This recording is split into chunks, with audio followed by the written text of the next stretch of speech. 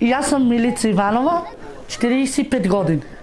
Ово се вика Трояново търло се воде, без брое. Значи оваа соба, јас се ја направив со мака. Со моите деца, ние сме 10 души оваа соба. Мислам, има и други луѓе надвор, што тие куќички сака да се бутат, и тие са луѓе такви бедни кои јас, што сам со мојата фамилија.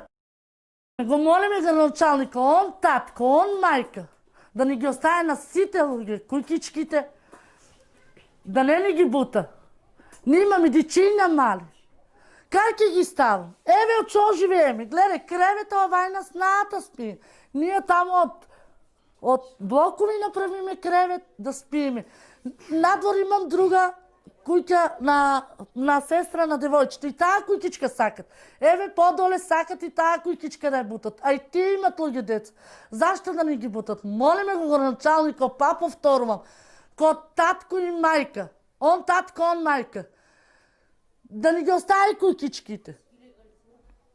Која е причината? Шо ви велат? Зашо сакаат да ги... Било во она диво тука.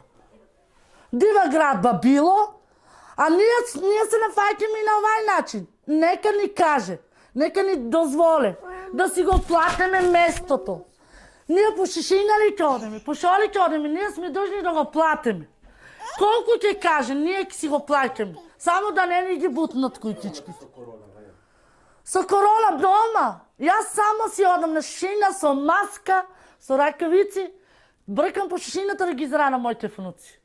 А моите внуци не смеам да ги пуштам ни сином, бојам се од короната. Кај динеме на оваа корона? Немаме кај динеме. И му се молам нека ги остави кујките. Он е не знам како веќе да кажам, во жална вест за овие мали деца. Да ги изкара на улица.